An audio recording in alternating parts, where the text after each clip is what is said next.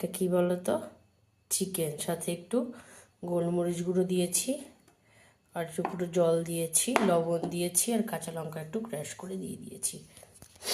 এটার সাথে এখন সবজি যাবে হচ্ছে এইগুলো। তার সাথে কালকেই তোমাদের আমি দেখিয়ে দিয়েছি আমার সব থেকে ভালো লাগা ফেভারিট সস এটা, আর অল্প একটু আছে, এইটুকু আছে, আর এটা আমার সব থেকে ফেভারিট। তারপরে আমার আসছে আর একটা ফেভারিট, এটা অতটা ফেভারিট নয় বাট এটা একটু বেশি।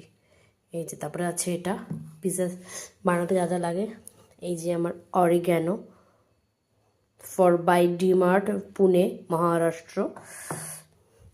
এই যে একটা অরিগ্যানো, এটা আমাদের মধ্যমগ্রামের বিশাল থেকে নেওয়া। তো চলো বন্ধুরা, আমি আবার একটু পরে আসছি। শুরু করে দিলাম আমার ইন্ডাকশান।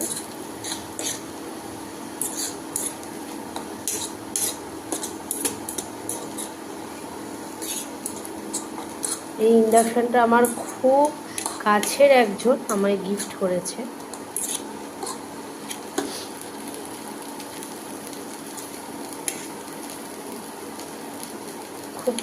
খুব কাছের একজন আমায় গিফট করেছে, গিফটেড।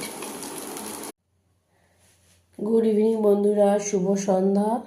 এখন বাজে ঘড়িতে 6:45। চলো আমি এখন থেকে তোমাদের ব্লগটা শুরু করছি।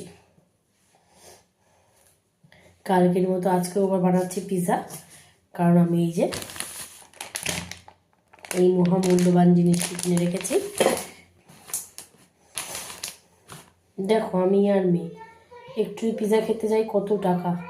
ওর থেকে সলিড চিকেন বাড়িতে একটু কেটে ভালো করে ধুয়ে লবণ, গোলমরিচ, কাঁচা লঙ্কা একটু ঘষে নিয়ে বা মিক্সিতে একটু একবার বেল্ট করে নিয়ে, বেল্ট বলে চলে যাচ্ছিলাম আমি, নিয়ে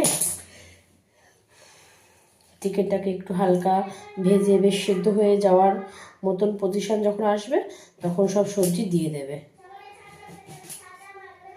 দিয়ে অল্প একটু তেলে হালকা করে নেড়ে নিয়ে, যেহেতু বাড়িতে খাচ্ছি আমরা, প্রচুর তোমার অত রিচ করার প্রয়োজন নেই।